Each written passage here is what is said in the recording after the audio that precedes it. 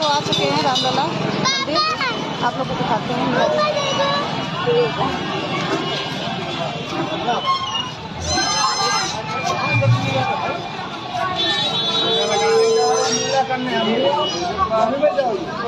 यहाँ पे तो बहुत अच्छा मंदिर बना हुआ है,